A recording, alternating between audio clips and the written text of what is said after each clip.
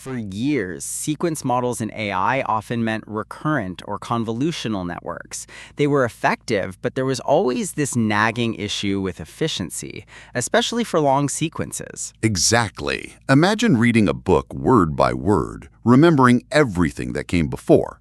That's essentially what those models did. They struggled with parallelism. Then, in 2017, a paper landed with a bold title, "Attention is all you need." It proposed a radical shift for sequence transduction models. That title always struck me. All you need? It suggests such a fundamental change, replacing a whole class of architectures with one core idea. The paper acknowledges that the dominant sequence transduction models are based on complex recurrent or convolutional neural networks. These were the workhorses for tasks like translation. So it's not saying they didn't work, but that there was a bottleneck, right? Especially when you wanted to process very long inputs or train quickly. That's the key. Even the best of these models started using an attention mechanism to help, but it was usually an add-on. It wasn't the core. It was like a band-aid to a fundamental problem rather than a whole new way of building the model itself. The sequential processing was still there. This paper flips that entirely. It proposes a new simple network architecture, the transformer, based solely on attention mechanisms, dispensing with recurrence and convolutions entirely. So no more step-by-step reading, no more fixed size filters, just attention. How does that even work for a sequence? Doesn't order matter? That's what we'll explore. The intuition is, instead of processing one word at a time, imagine looking at every word in a sentence simultaneously and figuring out how they all relate. Like having a whole team of people read the sentence at once, each looking for different connections, instead of one person reading it aloud sequentially. The results were immediate and impressive. Experiments on two machine translation tasks show these models to be superior in quality while being more parallelizable and requiring significantly less time to train. Quality and speed? That's the holy grail, right? Not just a little faster, but significantly less time to train? That's huge for practical applications. Indeed. For instance, it achieves 28.4 Blue on the WMT 2014 English to German translation task, improving over the existing best results by over 2 Blue points. That's a substantial jump. So it wasn't just a theoretical improvement, it pushed the state of the art in real-world benchmarks, validating the attention-only approach. It did. But how can a model rely solely on attention? How does it process a sequence without traditional recurrence or convolutions? Let's break down its internal structure. I'm curious how something without recurrence still understands word order. What replaced that sequential memory? Let's dive into the visual overview.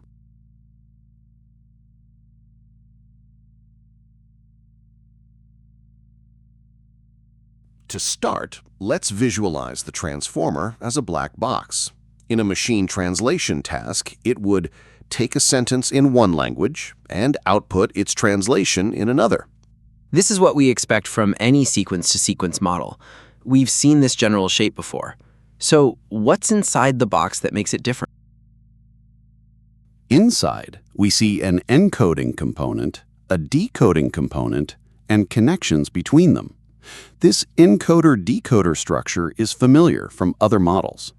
So one part reads the input sentence and builds a representation, and the other part uses that representation to generate the output sentence. Standard stuff so far. The key is it's not just one encoder and one decoder. The encoding component is a stack of encoders, and similarly for the decoder. A stack. So the output of one encoder feeds into the next, building up a deeper understanding, like layers of abstraction, refining the representation. Each encoder has two main sublayers. First, a self-attention layer, a layer that helps the encoder look at other words in the input sentence as it encodes a specific word. This is where the attention part comes in for the input. It doesn't just process one word, it processes it in the context of all the other words. After self-attention, the outputs of the self-attention layer are fed to a feed-forward neural network. This network processes each word position independently. Independently? That sounds like a bottleneck. How can it be independent if self-attention just connected them all? Isn't that contradictory? The feed-forward layer processes each position, but only after self-attention has already blended the contextual information into that position's representation. So the understanding is already baked in. I see. Self-attention does the contextualizing, and then the feed-forward network acts on that enriched, context-aware representation for each word. The animal didn't cross the street because it was too tired. What does it in this sentence refer to? Is it referring to the street or to the animal? To a human, it's clearly the animal, but for a model processing it alone, it's ambiguous. Previous models struggled with this kind of long-range dependency. Self-attention solves this. As the model processes it, self-attention allows it to associate it with animal. It explicitly links them. So instead of just seeing it in isolation, it can simultaneously consider animal and street and learn which one is more relevant in context. That's powerful. Crucially, while there are dependencies within self-attention, the processing of different words within the feed-forward layer can happen in parallel. This is the source of the speedup. I see. The dependencies between these paths in the self-attention layer are resolved, and then the network can process all positions simultaneously. That's clever. This high-level view shows what self-attention does, but how does it associate it with animal? We need to look at the inner workings. Right. The magic of looking at other words seems to happen with just vectors. I'm ready for the technical details. How do you quantify relevance between words?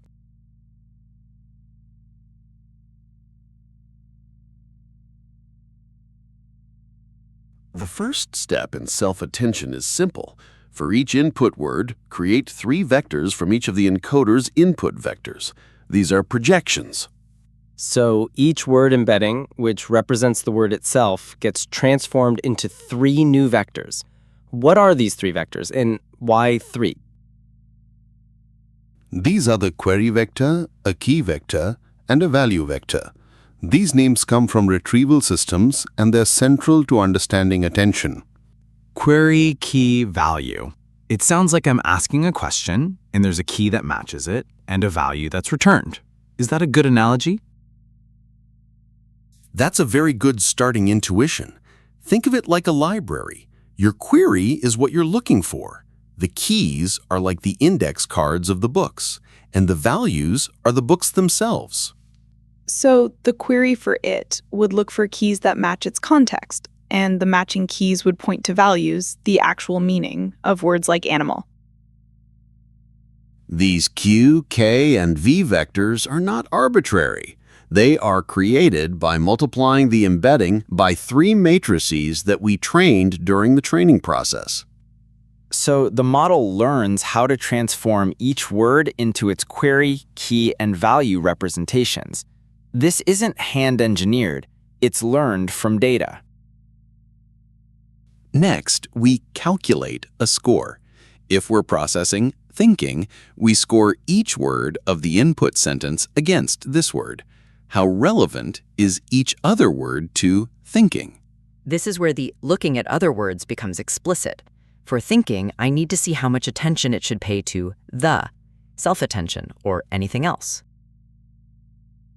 The score is calculated by taking the dot product of the query vector with the key vector of the respective word. A high dot product means they are semantically aligned in this context. So the query of it gets dot producted with the key of animal, And if that score is high, it means animal is a good match for it. This is the core similarity check. After calculating raw scores, we divide the scores by 8 to stabilize gradients, then pass the result through a softmax operation. This normalizes the scores. Softmax gives us a probability distribution. So for the word it, we get a percentage for how much attention it should pay to animal, street, and every other word, summing to 1. These softmax scores are then multiplied by the value vectors. The intuition is to keep intact the values of the words or words we want to focus on and drown out irrelevant words. So if it strongly attends to animal, it grabs the value or essence of animal with high weight, while discarding the values of less relevant words like street by multiplying them by tiny numbers.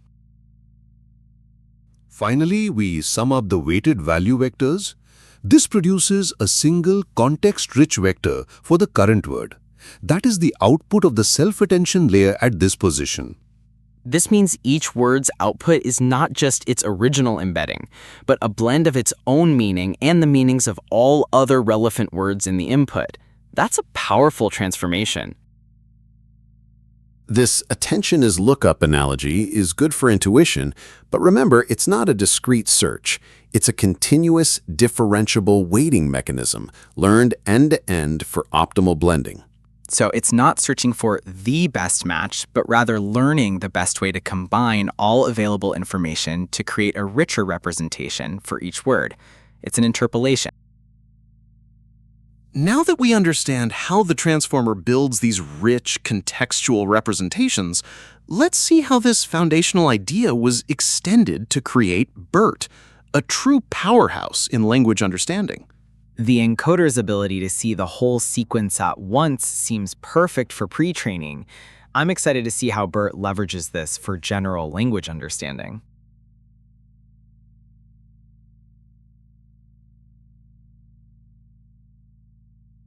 The transformer's encoder, with its powerful self-attention mechanism, became the bedrock for a new era of language models.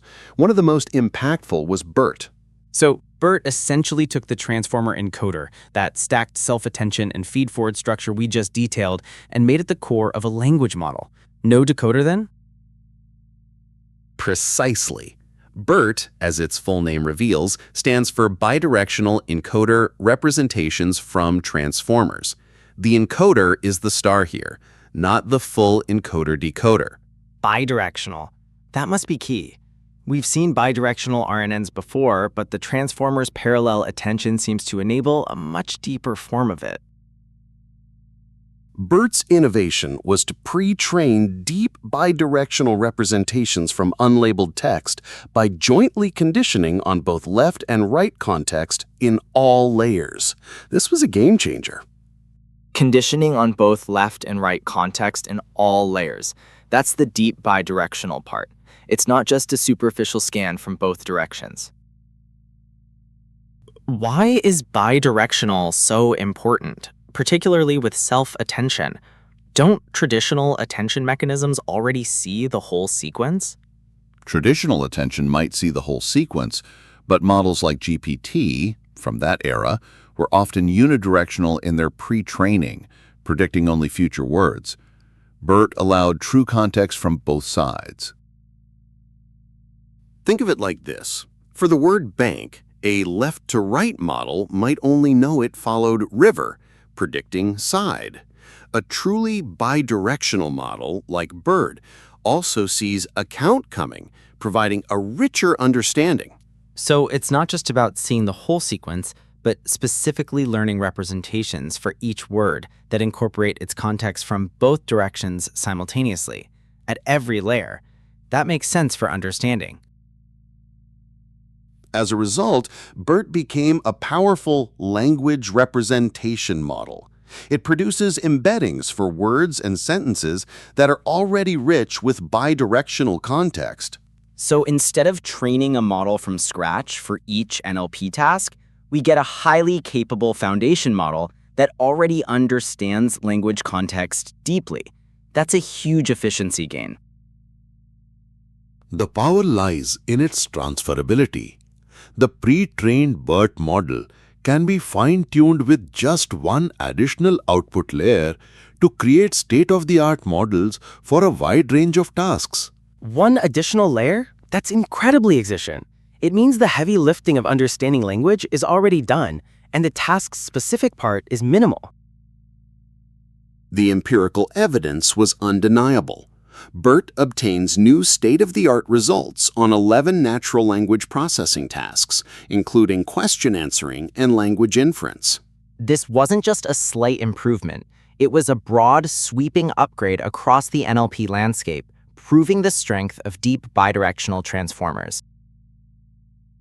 BERT effectively established a paradigm where you pre-train a universal language encoder on vast amounts of unlabeled text, then adapt it quickly to specific tasks.